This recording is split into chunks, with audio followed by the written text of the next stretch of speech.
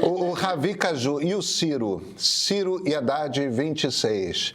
Ravi, o Ciro e o Haddad pensam economicamente de maneiras diametralmente opostas. Eu não consigo conceber, não estou dizendo que seja impossível, porque em política a gente se surpreende com as coisas mais estranhas. Aí o companheiro Alckmin veio nos dizer. Mas eu não consigo, mas eu acho mais concebível a ideia de uma chapa Lula e Alckmin contra Bolsonaro. Eu acho que é natural e faz sentido.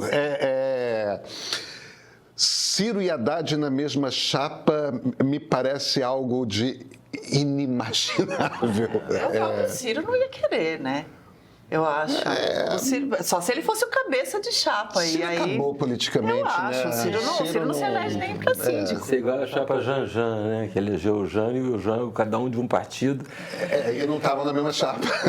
Então, mas não foi, o Roberto Guzmão inventou uma chapa virtual, né? O Jânio Quadros explorava a coisa do Janjan, né? Mas na época a gente tinha aquela coisa esquisita de você votava para candidato a presidente e votava para candidato a vice, mesmo que fossem chapas diferentes. Chapas diferentes. E você teve essa coisa esquisita que é eleger o presidente de direita e o vice-presidente de esquerda. Parece que deu ruim. Não deu muito bom, não. Mas o Lula, eu acho que ele trabalha ativamente para o Haddad ser o sucessor dele. A gente já discutiu isso aqui, com os ônus e os bônus que isso tem. Seja queimando o Haddad em 2026 irremediavelmente, se a economia estiver ruim lá, né? E o Haddad for para a eleição, vai perder e vai ser queimado. Eu fiz isso com o Haddad na outra eleição. Não, é muito diferente. O Haddad não era ministro da Economia, não era... Não, foi o candidato. Foi o candidato, mas ele não foi queimado. Ele não saiu queimado, ele estava ali num posto de lealdade ao Lula, era outra coisa. Ele foi o candidato leal. O Lula não estava interessado de verdade em eleger ele, não lutou para eleger. Não, exato, mas ali eu acho muito diferente da circunstância de 2026. Veja, eu acho que o Haddad tem seus problemas como ministro da Fazenda. A mim parece que ele tem os instintos certos, principalmente do ponto de vista da responsabilidade fiscal, que é a obsessão dele. O problema é que nesse governo a obsessão dele é apenas dele, porque nem o presidente da República está preocupado com isso. Mas eu entendo que o candidato à sucessão do Lula natural seja Fernando Haddad. Eu super entendo e acho que é o melhor nome que o PT tem mesmo. Isso posto, é que nem Alberto Fernandes na Argentina botando como candidato à sua sucessão o ministro da Fazenda quando o grande problema é a economia. Entende? O grande problema do governo Lula hoje é a economia. Menos por culpa do Haddad, mais por culpa do Lula, não importa, é a economia. Aí você bota como candidato o cara que é o responsável pela economia, mas não tem como isso dar certo. As pessoas... Gente, tem inflação de comida. O tomate está mais caro. E isso é um problema. É aquilo que a gente estava conversando ontem aqui na mesa. É claro que nós sentimos a inflação da comida, mas quando a gente sente a inflação da comida é o seguinte: tem um queijo bacana que a gente vai deixar de comer. É isso. A gente vai deixar de comprar um queijo bacana porque senão a conta do supermercado fica apertada demais. Quando você está na classe C, é ovo que você vai deixar de comprar, entendeu? Ou está subindo significativamente. Pois é ovo que você vai deixar de comprar. Você comia carne, vai parar de comer carne, vai passar para o frango, entende? Vai começar para algumas pessoas, talvez não na classe C, mas na classe D, talvez não tenha proteína todo dia no almoço. Entendeu? Talvez não tenha 3 refeições no dia. Mas você sabe que é interessante? Isso pesa no coração do eleitorado do Lula. Com certeza. A gente está vendo isso refletido nas pesquisas, né? A popularidade está caindo mais entre os pobres. É isso. Mais no Nordeste. Inflação de alimentos. Mas tem uma coisa que foi interessante. Na tua ausência, a gente recebeu o Zé Paulo Kupfer. que é economista e jornalista de economia, colunista do UOL, muito querido, nosso amigo da casa. Meu amigo querido, de quem eu discordo imensamente. Exatamente. E ele falou disso, inclusive, no ar. Falou, eu e o Pedro, a gente discorda em muita coisa e tal. A gente aproveitou a tua ausência para contar. Não, mentira. Mas uma coisa que ele... José Paulo, um cara absolutamente adorável do bem, eu adoro ele. E inteligentíssimo, entende do que está falando. É que ele... Sabe, gente, aqui no meio, a gente consegue conversar com pessoas que discordam de nós. Enfim, mas um ponto que ele fez que eu acho muito forte e interessante, e é uma coisa que eu não vejo o governo Lula agindo para resolver. Porque a gente fala muito da inflação do ponto de vista dos juros, do ponto de vista dos gastos, do controle fiscal e etc. Mas tem uma coisa que o Kupfer apontou, que ficou na minha cabeça, que é a questão dos estoques, que era um problema que já vinha do governo anterior, agravado pela pandemia, mas que o governo Bolsonaro também não trabalhou para repor, e que este governo não se mexe para repor, e que poderia... que é uma das armas, né? Que não pode ser a única. Regulador. Estoque regulador, exato. Esse é um dos pontos que o Pedro certamente discorda da Zé Paulo. Não sei, porque me pareceu muitíssimo plausível você ter estoque regulador para... Veja, o Kupfer bateu muito na tecla de que não pode ser o único, mas que a gente não pode ficar sempre contando com uma arma só. Esse é o argumento de combate à inflação. Uma arma só, você... fica muito limitado o que você consegue fazer. E esse controle de estoque regulador é uma das armas que compõem esse cardápio de... Você tem duas armas para lidar com a inflação. Uma é o compulsório. A outra é o juro. As duas estão na mão do... Quer dizer, a quantidade de dinheiro que você diz para o banco que o banco tem que tirar todo dia de noite para depositar no Banco Central, que é uma maneira de você segurar a circulação de dinheiro na economia. A outra é a taxa de juro, que você desestimula o gasto para estimular. No fim das contas, são duas ferramentas para tirar dinheiro da economia. Mas eu prefiro, Ricardo, você entende muito mais de economia do que eu prefiro que você fale sobre a coisa de estoque regulatório, mais do que... O estoque regulador é sempre uma coisa complicada, porque a gente já viu isso, né? Eu acho que até para comida, talvez seja defensável, mas estoque regulador de petróleo, volta e meia tem... O que você tem é especulação, o governo vai perder dinheiro, porque isso é um truque. O problema que a gente tem no Brasil é que o governo gasta demais. O governo precisa parar de gastar. E o fato de você olha, o Brasil, você está com uma taxa de juro de 13, né, indo para 14, e a inflação continua alta e continua subindo, não cai. Né? Por quê? Não faz sentido. O nome, que é o bicho-papão, é dominância fiscal. Fala assim, olha, a política monetária não funciona mais.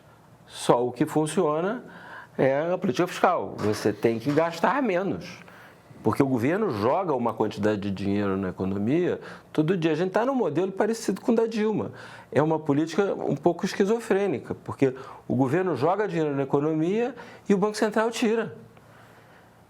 Entendeu? Cada um vai para um lado. Tudo que o Haddad quer, e o Haddad já disse isso há algum tempo, falou, não, a política fiscal e a política monetária têm que andar juntas, né? E tem. Só que o governo não faz. Ninguém no governo acredita nisso. Então, mas se você tem... Só o Ministério da Fazenda, né? Só. Mas se você tem um problema de curto prazo, que é... De curto prazo, não. Deixa eu falar... Imediato. Eu falei errado. Um problema imediato, diante dos seus olhos, que é a inflação de alimentos. E que tem uma receita possível de usar para melhorar a vida dessa pessoa que está tendo que deixar de comer o ovo e a carne. Vai fazer, ele pode melhorar a cesta básica, ele pode dar dinheiro no Bolsa Família, no cadastro único para resolver esse problema. Agora, o estoque regulador basicamente é o seguinte, o governo vai pagar um preço para subsidiar o preço para vender barato. É subsídio. Entendeu? Porque a carne custa X, é isso que custa. Aí você fala assim, não, a gente precisa ter um estoque regulador para conseguir vender mais barato. esse estoque regulador que está sendo, que aumenta e diminui o tempo todo para você, quando você tem um negócio como tem agora, o governo tem que comprar. Ele vai comprar em que preço? Porque o governo não produz, o governo não tem produção agrícola, o governo não tem gado, não tem nada disso. Ele vai comprar caro para botar lá e vender barato. Entendeu? Não é uma coisa que faça sentido do ponto de vista econômico. No fim das contas, sempre que você for perguntar para um liberal sobre uma coisa dessas, o liberal vai preferir dar dinheiro direto na mão da pessoa. Não é uma coisa, em vez de o governo começar a fazer uma estrutura para guardar carne, para guardar... Dá dinheiro para as pessoas. Tem corrupção, tem escândalo. Isso não aumentaria ainda mais a inflação? Por exemplo, aumentar o Bolsa Família agora, por exemplo? Não, pode ser inflacionário, sim. Pode ser inflacionário, sim. Não escapa de cortar custo, é preciso cortar custo. Se você quer combater a inflação, você tem que ir na raiz da inflação, e a raiz da inflação é a quantidade de dinheiro que o governo gasta ser maior do que a quantidade de dinheiro que entra no caixa do governo. Se você não ataca isso, você não resolve o problema. Então, a gente está falando, na verdade, de ferramentas para mitigar o impacto da inflação. Entendeu? O governo ter que gerenciar estoque de coisa é mais caro e menos eficaz do que aumentar o Bolsa Família. E sempre aparece irregularidade. Entendeu? Você tem... também, né? Sim, mas eu acho que... Mas veja, no caso do Bolsa Família, a possibilidade de corrupção é muito menor, porque, no fim das contas, onde estão as possibilidades de... Quanto mais passos você precisa dar, o ministro assina o cheque, o dinheiro é gasto. Quanto mais intermediários estiver nesse caminho, maiores as possibilidades de haver corrupção. E quanto maior o tamanho do cheque... E quanto maior, evidentemente. Quando a gente está falando de Bolsa Família, o ministro assina o cheque e vai para a conta da pessoa que recebeu aquele negócio. Quer dizer, é um passo. A corrupção que pode haver é ali na ponta, na prefeitura, porque são os prefeitos que cuidam do cadastro único, de ficar botando algumas pessoas que não deveriam ter aquele auxílio, aquele benefício, e estão recebendo. Mas olha, é pequeno. Tá? Esse tipo de corrupção é pequena. E a gente está falando aqui, em ambos casos, tanto no estoque regulador quanto em aumento de auxílio de benefício de Bolsa Família, esse tipo de coisa, a gente está falando de medidas para mitigar o impacto da inflação. Se é para combater a inflação, ou você faz isso no Banco Central, com juro, com empréstimo compulsório, ou você faz isso no controle de gastos públicos. Não tem... Sim. Não tem forma... É isso, a gente tem... a discussão sobre gastos públicos, ela é também bastante ampla, né? Porque o que a gente vai chamar de gasto e o que é desperdício e o que é... Sabe qual é o diabo? O governo, eu não tenho a conta de cabeça, talvez o Ricardo tenha. O governo decide que não vai fazer um corte de X. Aí tem que gastar 1,5x em juro para controlar porque não fez o gasto. É tão mais barato, se a gente está falando simplesmente de número de cifrões, é tão mais barato simplesmente fazer aquele corte. Mas é porque a gente não está falando simplesmente de números e cifrões. Estamos. Não estamos, não. Então de que a gente está falando? Da pessoa que está lá na ponta precisando comprar um ovo. Mas é número e cifrão. Mas é inflação. Não, eu sei, gente, mas eu acho que o argumento a ser feito é...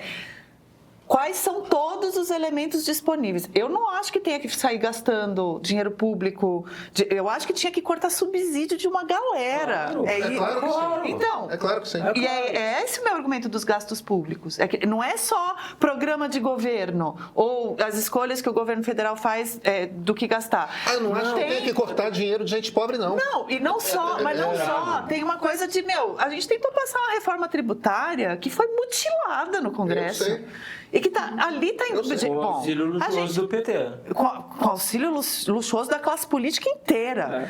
Pois é. Tirando o PSOL e Novo, que nessas horas eles se unem nessa aliança É aquele momento em que os extremos se unem, a aliança dos extremos para o bem, né? E para a derrota. Mas assim, eu acho que a discussão porque a gente... Muitos de nós, ao criticar como é que a política econômica é conduzida, a gente reduz o que é política fiscal a gastos públicos, sem explicar mais claramente o que a gente está chamando de gastos públicos. Tem gastos públicos que são absolutamente discricionários do tipo de governo que é feito. É um monte de coisa. Então, assim, o governo Lula, por exemplo, o nosso Caio Melo, que está doidinho para entrar ali, está ali com uma lista de medidas que o governo está pretendendo gastar dinheiro, ou, enfim, dependendo de quem você ouve, investir, mas, enfim, usar dinheiro para fazer programas que, enfim, cujo mérito a gente pode discutir, mas e associar isso à popularidade e tudo, e melhorar a vida das pessoas ou não. A campanha eleitoral começou e o Lula vai gastar a beça. Isso. Aí tem uma parte que gasto público que não depende só de governo federal, de Haddad. Tem uma parte que é super salário, que é emenda, que é mais emenda e tal. Depende do governo também, porque é o governo que sinaliza e é o governo que lidera. Então, você só vai... É claro que é verdade. Você só vai conseguir cortar as maluquices, super salário, as maluquices todas do Congresso, inclusive as emendas, né, o orçamento secreto, tudo isso, se houver uma sinalização clara do governo, que é para valer. Nós estamos cortando. Mas com certeza. Não, mas isso eu acho ingênuo, desculpa. Não, eu não estou dizendo que vai ser fácil, não, eu nem estou dizendo que vai conseguir tudo. Mas enquanto o governo não estiver disposto a cortar as despesas dele, ele não vai arrumar nada no Congresso. E o próprio PT não está nessa. Veja a questão da desoneração, por exemplo. Foi o PT que inventou a desoneração, né? Lá em 2011, a Dilma que fez, com o apoio do Lula. Aí agora percebeu que não dá aqui. Foi um absurdo, foi um erro grave, moleza para empresário grande. Aí resolveu tentar fazer. Todo mundo ficou contra, inclusive a imprensa. Todos os grandes veículos ficaram contra acabar com a desoneração. Aí o Congresso aumentou a desoneração. Aí o Lula vetou. E o Congresso derrubou o veto. Quer dizer, você tem uma articulação no Congresso que é um desastre. Né? Claro, se o presidente da Câmara não fala com o ministro responsável pela articulação, tem um monte de coisas que você precisa mexer. O fato é que enquanto não mexe isso tudo de coisa, e aí? O que a gente faz? A gente entrega pro destino? Não é pro isso, acaso? Não é isso. O que precisa fazer? Eu acho que precisa melhorar a política fiscal. O Lula não acha. O Lula vai sair gastando e inaugurando obra uma atrás da outra durante esse ano inteiro, porque está em campanha. É o ano que vem, a campanha. Não, já começou, já acabou de ir lá inaugurar a linha no Amapá. Eu sei que já começou. Enfim, o fato é que o Caio mandou coisa aqui dizendo que o Lula está preparando estoque de arroz, milho e trigo contra a alta dos alimentos. Isso é uma notícia de 9 de fevereiro. A outra coisa que a nossa diretora mandou que eu achei incrível é que o blog do Guedinho, no G1, nos conta que rolou uma proibição dos petistas de irem na festa que o Cacai deu para o Guilherme Amado ontem à noite e que Gleisi e Lindbergh ficaram de fora. O Cacai está cancelado pela esquerda? Não sei se é para tanto, mas acho que rolou uma coisa assim.